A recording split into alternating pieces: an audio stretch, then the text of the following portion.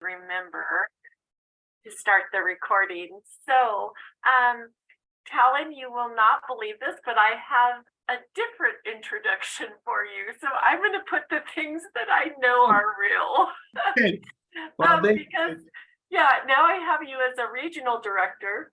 So I'm not sure what your role is with SkillStruck, but yeah, it is the regional director. I'll have to make sure our marketing team submitting these things will make sure we're all on the same page. okay, well, then I'm going to read this one and we'll see how it is. So just for a little background, I've been with Talon in a couple other sessions, and I get to introduce him like a new person each time. So Talon is a regional director for SkillStruck. He graduated from BYU in communications and business management, and has been working in the education technology field for a little over 5 years. He's very passionate about education and its innovation going forward. He joined SkillStruck to help make computer science engaging and accessible to all demographics of students to prepare the workforce of tomorrow successfully. His focus is to help schools and districts create a K-12 CS aligned curriculum with established student pathways that lead to a fluid, consistent approach to CS education and students with the necessary 21st century skills. So really happy to be here, really happy to be moderating. And like I said, I think you're in for a real treat. All right, Talon, I am handing the proverbial mic to you. Awesome. Yeah, thank you so much for all being here. I know this is the last session of the day. We're getting to the lunchtime. That's on a Saturday. And so we're going to try to be as engaging as fun. And this is an active session. A lot of it's designed for people who are new to computer science or new to looking to different ways to do it in elementary. And so I'm glad to have you here. If you're not looking for an active one, we're going to be doing more of a workshop style, then maybe this isn't the right session for you. But we're going to be trying to have fun. We're going to be here with Isaac, and we'll get to that demo count of where we're actually going to be doing our workshop here in just a second. Isaac's on my team. He and I are going to be working together, make sure you have everything that you need. He'll be helping a lot in the chat. Make sure if you get stuck or have questions as we go through the workshop that you have that. So I'd love to hear as we get started, if you want to put in the chat, maybe on a scale, say maybe where you're from, but maybe on a scale of 1 to 5, where you're at with computer science experience. 1 being I'm a newbie, I've never done anything before, or I'm barely, to 5, like I'm an expert and I've done a lot. So I'd love to see, where we're at with our people here. A lot of 3s, 1, 4, 3, 2. Awesome. And I'd be so glad to see a varied on a Saturday, of people who have been doing computer science for some time and those who are really new to it. That's really exciting to see, and something that we're going to be doing today. I'm part of SkillStruck, Isaac and I, and work in K-12 computer science. We have K-12 resources. We're going to be focusing today on elementary. We're going to actually get into some activities together and work through of what things can look like within SkillStruck, but also just of what to get you some new ideas of what you could do with elementary and how you currently do it. Since it's the Saturday, I always like to start off with a little humor and a joke, especially from our elementary kiddos who are always a lot of fun, and try to pull a fast one on the field trip signatures. We always have seen that, and maybe 1 or 2 of us have been guilty of that in the past, as well as forging our mom's signature on the doc. So yeah, this is a workshop. We're here to take what you want from it, and we'll try to get through as much as we can, have some fun together. And please, if you have questions, you're stuck, send things in the chat. We have Isaac. Connie is also a great help as the moderator, and we'll make sure we're all in the same place and you can follow along with what we're doing.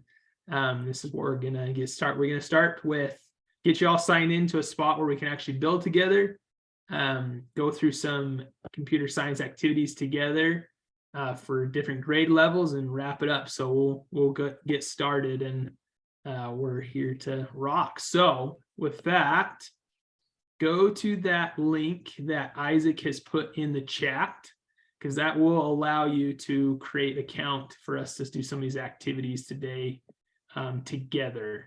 So I'm going to just pull up a different screen. So everyone go to that link in there so that you have access to that. Make sure you're in the right spot. Start working through that. Get that set up. And while you're doing that, I'm going to show you a couple things before we hop in there all together.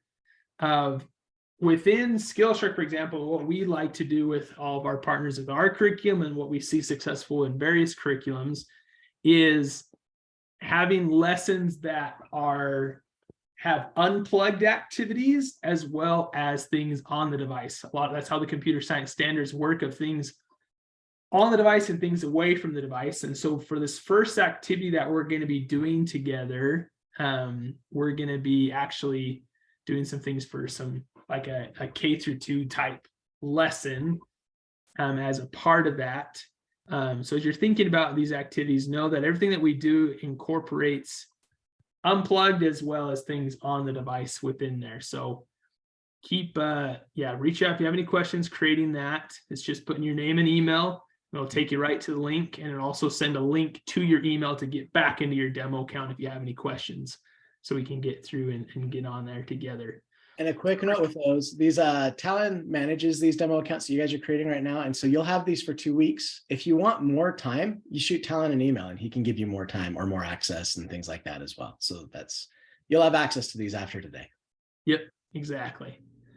And so as you're getting that set up and getting ready to roll, for example, this first activity we're going to do a little bit of music with some coding as a part for some like kindergarten class. And something I really like to do in the classroom with younger kiddos is we start first when we start teaching them some coding blocks. And so for the remainder of the workshop, I'm going to treat you all a lot like as if you were elementary kiddos, and we're going to go through this together. So I'm not trying to talk down to you at any point, as I know you're all adults, but we're gonna participate in this workshop as if I am the teacher and you are some of my students, and take it from that perspective.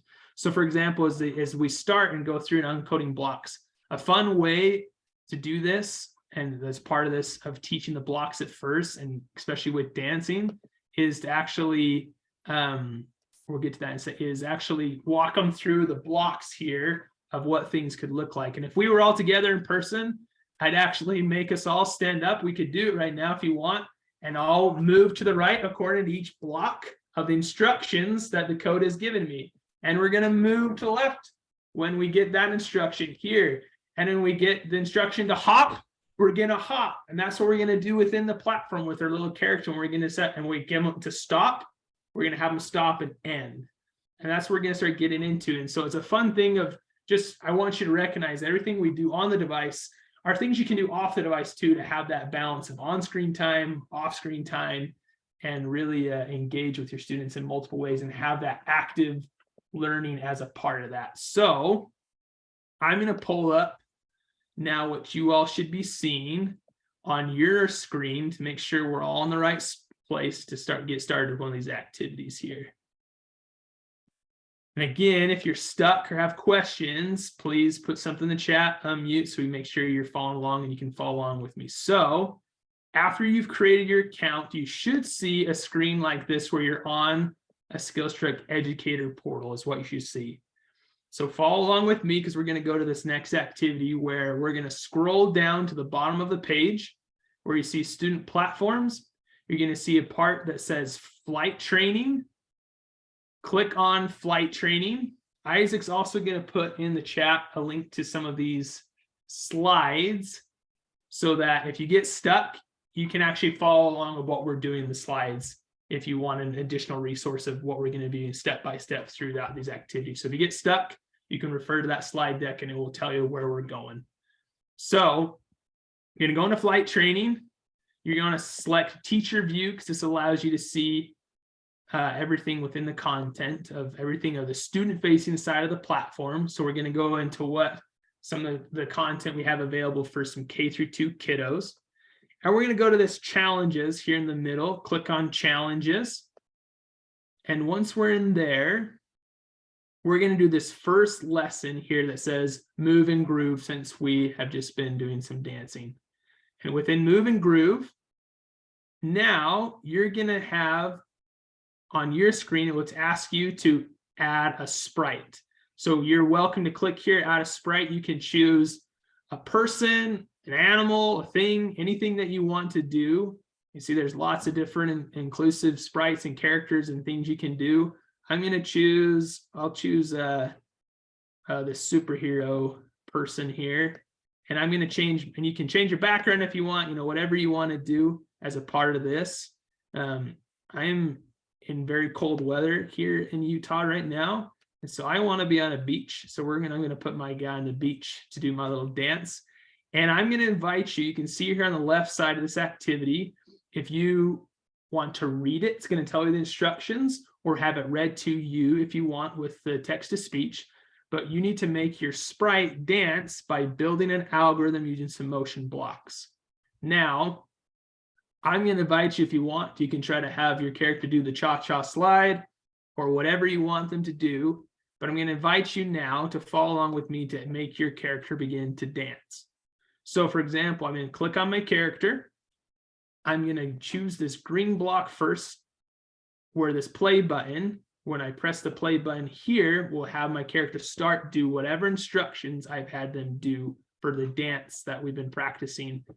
Because as we learned in dancing is a set of instructions of certain steps you should do if you're doing an official dance. If you're learning how to do the waltz or the cha-cha or the salsa, there's specific instructions that are a part of that dance that you need to follow in order to do that dance correctly. Same thing with what we're doing here. We're going to give instructions to our sprite character of what we want them to do step by step. So for example, here, in order to give them action blocks and actions instructions, I'm going to click here on the purple part where I can start having my character do different moves, where if I want to go here to, slide to the left and then slide to the right, one hop this time, or whatever dance move you're wanting to do, you can start adding to that character. So I want everyone to take some time, play around with it, add some character dance moves, have them do what you want, explore what we're going to be doing. So some dancing with our character so that they can do some sweet dance moves. So add some different blocks of what you want them to do so that they can dance. And you can see as I add different blocks for your students, if they were doing this, as I add the correct amount of blocks, it will start to update if I'm meeting the requirements for this specific challenge, if I was doing it that way to follow this assignment or something. But I'm just going to add some different blocks, different things. Then I'm going to even add a little sound at the end of him doing like a ta-da at the end of his dance moves, because that's always fun. And I'm going to have him stop at the end, or I can have my stop block actually have him keep repeating his little dance over and over again, whatever you're wanting to do as a part of that. So, hey, Talon, really quick. Are you in the playground or did you go into challenges? I went to challenge the first one, dance on the move and groove. Move and groove. Okay. So Ishia, you're actually in the right spot. There's a little video to show you how to use the platform. You can close the video and click on the move and groove challenge. Awesome. Thank you, Isaac. So everyone try in that. And yeah, if you ever get lost, please send a message. We want to make sure you're joining us. So we do a little bit of our move and groove, have our character. You can see my little guy is doing a crazy little dance. He's a superhero, so he can fly a little bit, as you can see, and he gets stuck in the air. And so this is a good teaching moment with your kids of like, where do you want your dancer to end up? Do I want my superhero to end in the dance move up in a palm tree or back on the sandy beach? And to start thinking through that process with your students of where you want your person to end and where you want them to start in this dance move and this music that we're doing with our person today. So keep playing around with it. Try some different things. If you have questions, let us know. You can add other sprites to do a dance partner together with another sprite character within here. If they want to dance with a giraffe or whatever you want to add in there, there's lots of different characters you can choose from. But please go in, explore, and try some things out for yourself as well. Within Sprite. Yeah, we try to keep this pretty comprehensive. So it's, you have 4th and 5th grade students, they can do a lot, right? Like they start dancing when somebody else touches them or anything else. I think right now Talent's planning on showing the K through 2. So this is also a great way to start teaching kids, like this will work on a touch screen. They can absolutely use a touch screen, but also teaching kids how to use a mouse and how to do some of those mechanical, mechanical skills that they need to develop, right? Yeah, big part of all of that, right? And then a lot of that within those lesson plans that we talked about before that have those unplugged activities incorporating things of digital citizenship and digital literacy, like Isaac's talking about as well, as they go through and develop the computer science side of things as well. So go ahead and keep exploring. I'm going to show a couple other things that you can explore too if you've created your character to dance and move and I've been able to pass the requirements here. Like if I submit, you can see I've been able to pass the requirements for this and I can keep going on to different ones. Some other things that within your account you can go and explore. If I click on that home button, I can go back into challenges here from where I just was. Again, if you're in the move and groove, and you want to go look at some other things in here, you can also just go back and it'll take you back here to all those different challenges. And feel free, this is just an open area where you can explore if you want to check out some other activities within kindergarten math or 1st grade science, 2nd grade math or science, some of these different areas where you can incorporate coding and computer science with some of those different areas. We won't have time to dive into all these today. We're just kind of doing some exploratory things, allowing you to explore and look at things that could be helpful for what you're trying to do at your school or district, but give you some chance to see how there can be some cross-curricular content of what they're trying to do. One of my favorites is the what is its worth with the coins for 2nd graders and learning what money is and using the blocks and the sprite to identify how much different coins are worth and such. But you will still have access to dive in, explore, and think of different ways that you can incorporate computer science into the classroom, cross-curricular as well as standalone computer science in a specials time or whatever you're looking at doing at your school. Any questions of anything so far? We're doing all right? Trying to do a lot of kind of exploratory things in a short amount of time. So stop us or ask any questions in the chat if you have any questions. So now that we've been able to look at a few activities within how to do some of these things in flight training, again, I'm going to show another activity. And again, after you're done and we've gone through things, I'm going to go back here at the top. You know how when you open up flight training, you should have opened up another tab within your browser. I'm going to go back to this where it says SkillStreak Educator, where we started in our demo count, be back here where it says student platforms, and we're going to go and do some other cross-curricular activities together for some upper elementary age kids too. So I'm going to be referring back to some different lesson plans that we can do, but at any time or later on, you can always hop in and explore the lesson plans that are listed above to see a breakdown of cross-curricular activities, computer science focused lessons, and to see some different ways that you can incorporate CS into what you're doing at your school and get some new ideas, how we do things at SkillStreak and what that looks like. And I'm going to demonstrate that again here we're going to go into Launchpad now where the little rocket ship is. I'm going to click on Launchpad. Again, I'm going to hit Teacher View. And that allows me to see the student-facing side of the platform, but have access to all the different areas I want to go into with an answer key. If I click on there, what we're going to do is we see our screen. We're going to click Launchpad again with a little rocket ship. Once we're on that blue screen, and the default will pull up like a 3rd grade lesson within your account. What we're going to do is I'm going to click on this part that says section. I'm going to go down that drop down under grade 3. I'm going to hit change grade, and it'll show me an option of a bunch of different content areas that I can explore. Now, all of these areas under the K through 500 elementary are all computer science focused lessons that are focused on the computer science standards for the state. Then there's also some cross-curricular content for each of them that tie those state-specific computer science standards into like the NGS standards within science and math and reading and such as well. So for example, what we're going to do, I'm going to go into 4th grade cross-curricular, that drop down, and then I'm going to select exploring math through coding. So one more time, just make sure we're all in the same place. To start there, when you get into Launchpad, in that gray box where it says no section grade 3, hit the drop down, select change grade, scroll down to 4th grade cross-curricular, and then select exploring math through coding. And within here, we're going to be in that lesson number 1 called sequencing in programming and math. So go ahead and select that. And your screen should look like this here. So I'll give you a second to make sure you're in that spot. If you have any questions, feel free to get in there.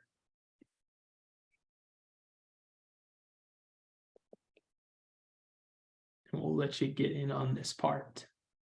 So a good part when we're talking about sequencing and algorithms that's included in like the example lesson is part of the unplugged activity. Something that kids really like to do when we're talking about sequencing algorithms is apply obviously to something that they're familiar with.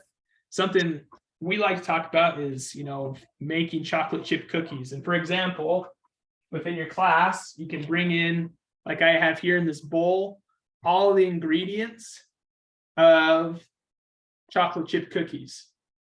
And something that we can do, and if someone wants to be my volunteer, I'll often ask the kids to say, okay, I need you to walk me through step by step what I need to do with all my ingredients to start making chocolate chip cookies, to start explaining what sequencing and algorithms is within that. Does anyone want to be my example 3rd grader to tell me what I need to do for a few minutes? We won't do the full process, but just a little example. Who wants to be my pretend 3rd grader?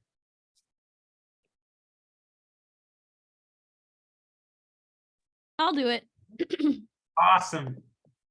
Okay, so Okay, awesome. What do I need to do first? first you gather your ingredients. Okay, I've gathered them. They're right here. I'll try to angle my see them here with me. Okay, I've got them. Add your flour to your bowl. Okay, I got my flour in my bowl. Okay, let's open the bag of flour carefully Oh, okay. and pour some flour into the bowl. Oh, okay. The whole bag. What does the recipe say? I don't see anything on here. Maybe a cup, 2 Oh, okay. cups. We'll try a cup. Okay. What next? Then we want to add the chocolate chips. Okay. We'll add maybe Chocolate chips. let's open the bag of chocolate chips. Okay. All right. Now it's open. Okay. And let's add maybe half a cup of chocolate chips to our bowl. Oh, okay. All right. We can stop there, Jocelyn. Thanks for being a sport, right? Thank you. So, obviously, I hope you all realize I'm not that unintelligent to recognize what we should actually be doing. But obviously, elementary kiddos, they get a big kick out of that as you walk through that activity because it's a great example to help them understand computers are so smart, but they're also not so smart in that we have to tell them exactly what we want them to do step by step in order to be successful with whatever we try to code with, right? Jocelyn was thinking like she's talking to another human who would naturally understand that I don't want, if I'm putting flour into the bowl, I'm not just putting the bag of flour directly into my plastic bowl. But a computer doesn't understand that. And so it's really important to help kids understand that as they start to learn the basics of computer science. And that type of unplugged activities that you'll see in those lesson plans are great ways to help kids start to change that mindset as we get into things. It also sets you up for how you're going to start teaching your class. Like doing things wrong for your class all the time is awesome. They have so much fun. And then they get to learn how to debug and how to problem solve with every activity, not just putting the flour in the bowl, but when you're writing code or dropping things in, it's like, why isn't this working? And because you're misspelling it, and because you're doing things, and it helps them develop that computational thinking. Exactly. So right here, like part of that lesson plan, here's like a little online text part they can read or have read to them about what a sequence is, like what we just did within our math that you can check out, that includes a little video that you can watch later, or be part of your class that reviews what algorithms and sequencing is and how it applies both to programming and what we do with our math standard that we're talking about here in 4th grade.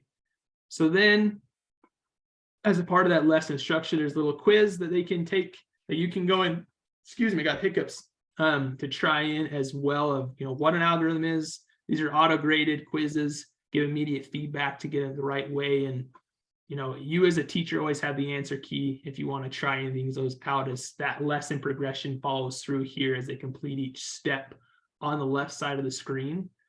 But now we're going to get into some challenges, which is the main part of our activities of how we can apply what we've just learned in 2 different ways. So we're going to have these challenges, and we're going to do some puzzles. We'll start with some challenges where in that video that the student watch, or then what we're going to do together, we're going to learn some really simple HTML to combine both these standards together and to complete this task. So for example, let's choose the let's make a sandwich. It's almost lunchtime, so we've already talked about cookies, so we might as well keep on the food subject and make you all even more hungry. And we have our little prompt. Imagine it's lunchtime, you need to make a sandwich. You need to write an algorithm or step-by-step instructions below explaining how to make your sandwich. It can be any kind of sandwich you'd like. You need at least 5 steps in your algorithm, okay? So we're going to start creating some instructions of step-by-step of what we need to do towards making a sandwich. And what we're going to do is we're going to start actually with some really simple HTML code, either in blocks or in text-based HTML. So something we try to introduce is help kids make the connection between block-based programming to text-based coding early, and provide some opportunity differentiation for those students who are ready to advance more quickly to some text-based programming, that they're able to do that. But all the while, regardless of what level you're at, students are always understanding that blocks are just a representation of actual text-based coding to help us get to that point, right? And that actually using the syntax and the text is where we want to be eventually. So headers within HTML are just like they sound. They are the headers or the titles that we can create within a website. HTML is the foundational language built to help build websites, whether it's your old MySpace page to what you're doing on Canvas courses today. HTML is a big part. We like to introduce HTML because it's a very visual, simple syntax language. It's a good place to start for elementary kiddos, where each of them, for example, if I add my blocks here, I can choose my block, my header, and the text. Whatever I put the text in there will be the title of my header. So if I want to start my first instruction as a number 1, for example, I'm going to say step 1 is to grab 2 slices of bread from the bag. Okay, and you can see as I type that out, it's showing on the right side of the screen that instruction, so I'm getting immediate feedback, and also is showing what that actual HTML looks like on the back end in the syntax. And so now we can try learning what a header. So for example, headers have 1 through 6, 1 being the biggest, 2 being the smallest. So we can add our steps by changing the numbers as well. Where my next step, after I grab 2 slices of bread from the bag, I'm now going to get the ingredients of turkey, cheese, tomato, I like tomatoes, mayo, and mustard from the fridge. So you see, we can start adding my instructions here, right? So be thinking about that, try it yourself, try some things here. And you can see it's displaying on the right side of the screen, where I can also anything that I change here down below will update in the block. Like if I am feeling ready for it, because the video and the text teach me about how to do HTML syntax, I can teach you some right here, how all headers have an opening tag, who start like this, and then a closing tag. I'm doing this here in the bottom screen if you're following along. The opening tag is like the start of our sentence. The closing tag is like the punctuation to end a sentence, the beginning of some set of instructions and the end of a set of instructions. And within each our opening tag and closing tag, we put H1 to stand for header 1, and header 1 at the end of what we're giving instructions. And whatever we put in between our opening tag and our closing tag is what they will display as our header. That's how header tags work within HTML. So if I hop in here and say, get a butter knife from the cupboard, see how they're really simple steps. But again, like we just learned, if I don't give exactly what they need to do, we're not going to have our sandwich that we like. And if I hit there, if I hit update this little sync, see whatever I did down there syncs with the blocks here, so they can go back and forth between text and try some things out. So I want to invite you all, try it yourself. Get in there, go through the activity, try it with the blocks, try it with the text. If you want to, even if your little character up here in the right-hand corner of the screen, if you're feeling like, hey, I'm beyond blocks, I want to do something different. Oh, I can hop in here and just switch it all the way to text typing. And that will actually just get rid of all the blocks, and I'll only do it in syntax. So if you're beyond the blocks and ready for something more advanced, you can do that here, or you can bounce back and forth between the blocks. Wherever your level's at, or wherever you're at as a student, is okay. We want to give options for everyone to engage that way, or change to Spanish or English or any of those things as well. So play around, try that out yourself through that activity of building your sandwich.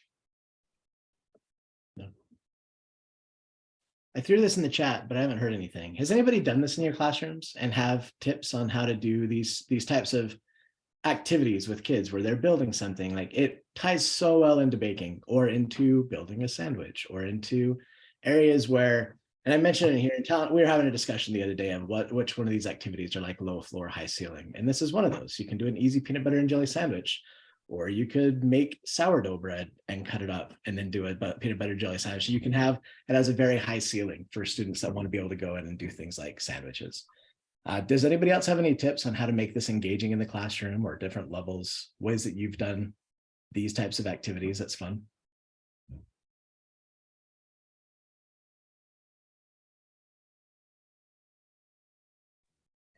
When I taught 4th grade and we were doing this, I would have the kids give the instructions, and I would have the other students act it out.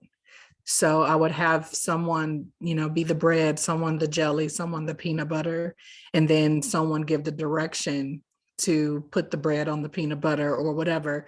And since they weren't going to literally stand on each other, I just had them do their hands like they were doing that. But they would have to be very explicit, saying, open the jar, spread this, take out the bread, do things like that. And then I was able to demonstrate that if you don't give clear instructions or directions, how things could look a little crazy. So I did that, and that's what I did in my regular classroom. That's cool. Awesome. Yeah, awesome. Sounds like Nancy did something similar with that, right? And there's lots of different ways to do that, right? Yeah, with real ingredients. It's also, just to be ready for fun messes, right, Jennifer? That's awesome to be able to do that with your kids. And cool things of how this can be in a special time, but also, there's already those 4th grade standards for math about sequencing and programming, and the same similar standard in computer science is like, it doesn't have to be separate. There's lots of ways to combine it. And this is just one example. As you have access to the platform, go ahead and explore those other areas of the standalone CS, of the cross-curricular, to get ideas of how you can incorporate it. And look at those lesson plans that are associated to all those different areas and see how there's those unplugged activities like we've been talking about. We do those demonstrations, do the students interacting with each other, you leading discussions, you doing demonstration, and then how it can feed into an online activity as well with some student-led learning as a part of it. So hopefully you've been able to try it. If you've been able to pass that one, there's some additional challenges you can go back and do that get progressively more difficult. You're welcome to continue to explore some of those. We're gonna go into this next part. Isaac, do you have something? Yeah, will you back out really quick and just walk through one more time? So one thing just to notice is, so in Skillstruck, in Launchpad, if you go to 4th grade, it'll just take you to puzzles that use JavaScript and blocks.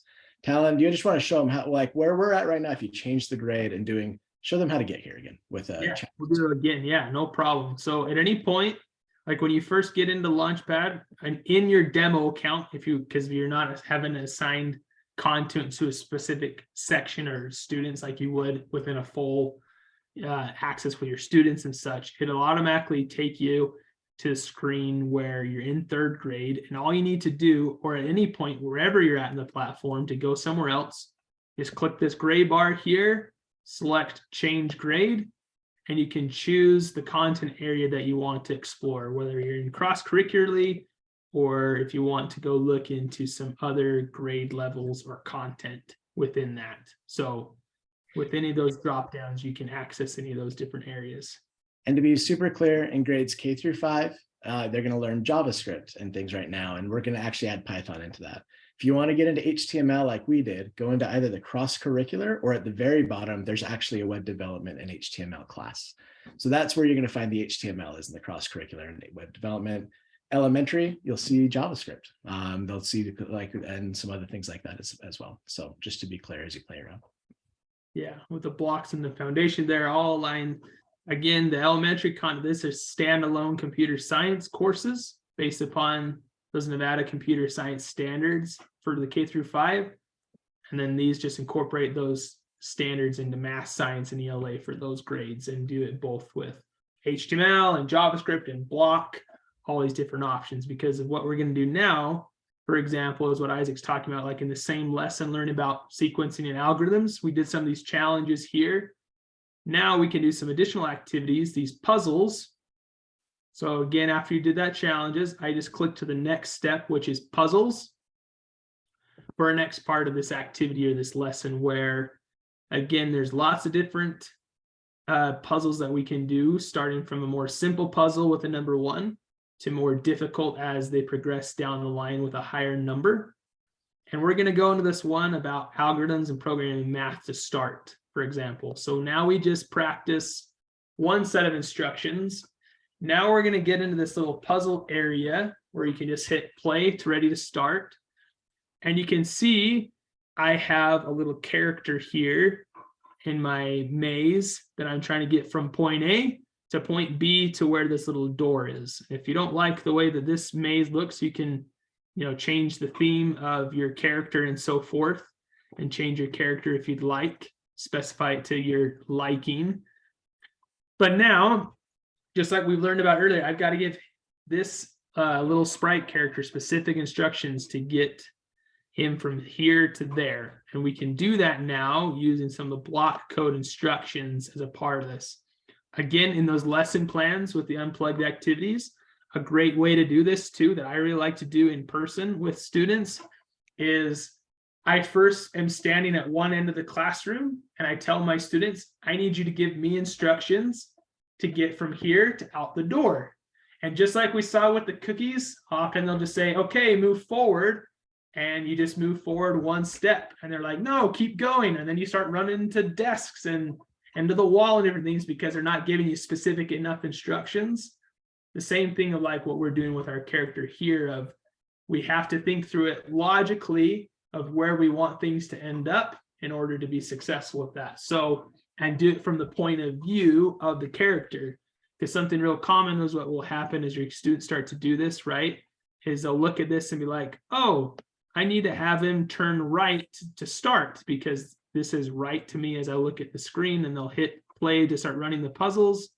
and he'll go the other way because they're thinking it from their perspective. And so it's good ways to try it out and, okay, nope, we need to restart and do it from the point of view of our little character.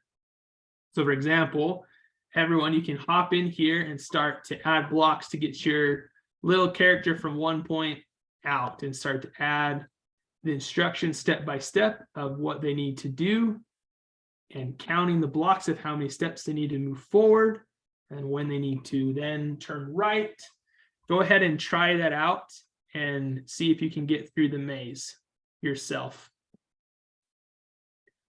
I know a lot of you who are more advanced within and have done a lot of block activities. One thing, again, like we talked about when we were doing that HTML activity, you can switch over here. Anything that I've done in blocks, I can actually see in JavaScript as well. And I can continue to type it out in JavaScript as a part of that.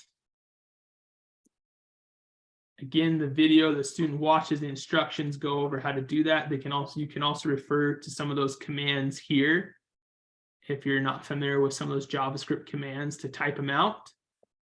And anything that I do here as I run in my JavaScript now instead of the blocks, I can switch back and I can see that move forward is now showing up again in my blocks. So I can test and try. But if you've done a lot of block coding, I challenge you to try to do some little bit of simple JavaScript as well, to do some text-based and try that out and go through some of the puzzle activities. And if you complete that one, go back and hit back to puzzles and try some more, or hit to the next puzzle.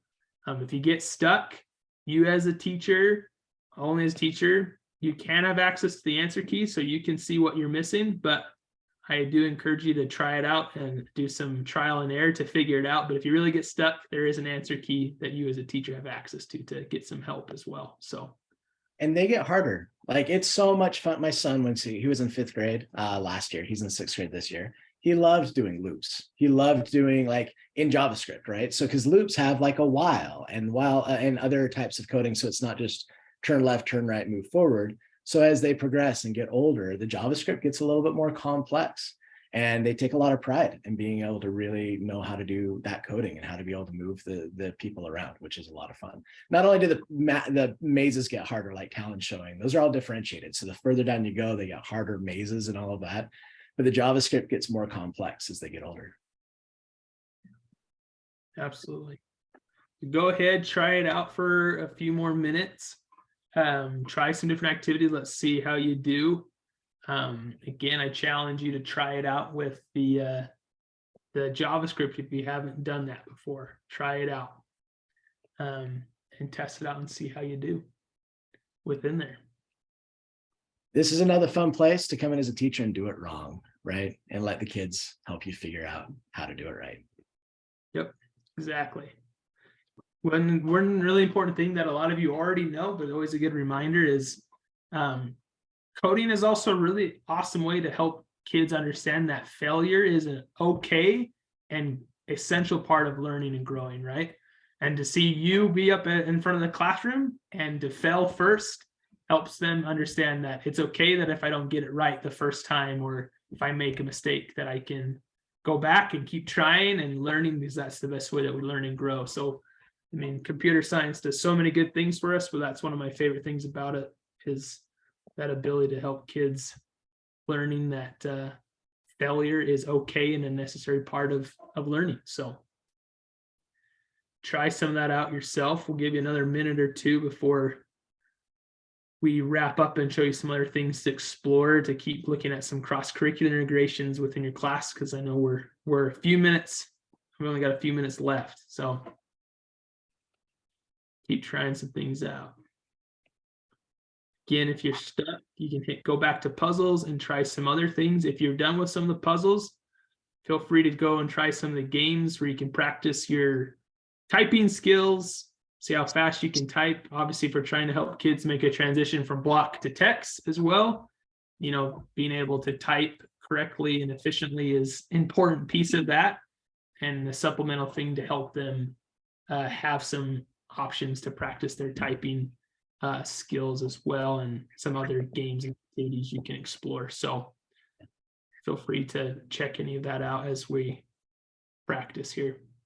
Yeah, I think the other thing I want to mention, please interrupt me if you have anything to say or any questions or anything like that. But the other thing I do want to mention is, like, we're from SkillStruck, but whether you're using SkillStruck or anything else, there's some key things that we're trying to like help instill in these kids when they're young.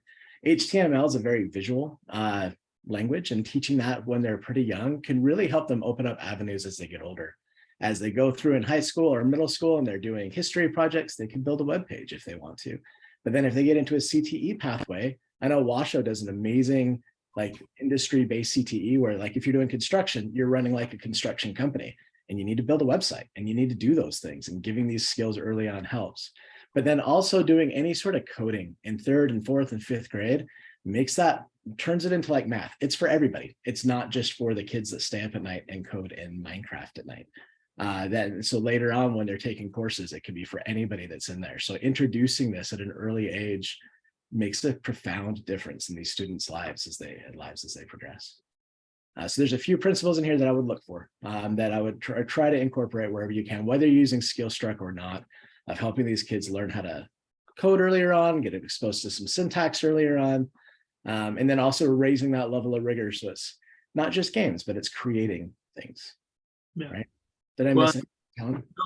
Exactly like what he's sharing, like in the top right-hand corner of your account, if you hit on playgrounds, within there, you can check out some of those different playgrounds. Like if you hit code playground, it'll open just up a free space of HTML, whether with blocks or the text-based, where they can start building their own little website. It's cool to see teachers as they start getting the foundations of HTML. Instead of doing a traditional book report, they create a little mini website about the book that they read in class, or what they just learned about Nevada State history, and whatever that looks like. Have some different ways for them to incorporate it without even the teacher necessarily needing to know all of those computer science skills and such. And they can build their own puzzle for them to go and practice and try from what they've been doing. Just like we saw in flight training in the beginning, there's access in there as well to create, have just an open place for them to add the block characters and create little storyboard like we saw in flight training, to have those open spaces that are playgrounds. They don't necessarily have to have content assigned to them of what they're doing. Hey, Talon, we only have 2 minutes left. Would you show them really quick the student progress on the educator portal? Somebody was asking about that. Yeah. So one thing on your teacher side of things, feel free to explore within here as you get into your account. Yeah, all the student progress of anything the student does is all within here on the student facing side, where you can track any content you've assigned to them to do, see how they progress through that content, if they've started it and completed it, haven't completed it, or started, dive into how they've done on each of their submissions of what they submitted as a part of their code, whether they did it in a block or they did it in HTML. You can see that content in there, how they did, and review their start points, end points, how many submissions it took them to pass a quiz or a checkpoint. Get all that data that you need as a teacher to know how they're doing through that, because within the platform, you can give them as much or as little access to the content as you'd like, depending on what section you have them in and how you manage the curriculum of what's open and available to them. So right now, when you're in there, you can see and have access to everything, obviously, but the managed curriculum allows you to lock and unlock certain content. So if you have your morning section of students that you only want them to be able to see the first grade content, you can just unlock the first grade for your first graders, even down to specific lessons within first grade. So you can control as much of that. So of what they go through. Awesome. I know there's a lot of probably the questions within here. After this, I'm going to send over an email to everyone of some of these ideas that we went through, the slide deck of some of those activities, some more information if you want to explore. You'll still have access to this account. If you want some more, we'll send a link to the free for classroom version so you can keep using it with your students. This is a version that's just for teachers. There's not a way to add students to this, but we'll give you some access that you can explore. If you want to learn more about what this could look like your school or anything else, please reach out and ask questions. But hopefully this has been helpful in thinking of different ways you can incorporate CS in the classroom and go from there. But we're at 12:15, so we want to make sure we can get to the next session or to the closing portion. So Connie, I'll pass it back to you. Thank you so much, Helen. I got myself just so involved in the activities. So that went so quickly and appreciate it so much. And I know that if you reach out to Talon, he will get back to you, answer any of your questions. So just because our session is wrapping up doesn't mean the conversation with him has to. If you didn't see it, I put a link in for evaluation of this session.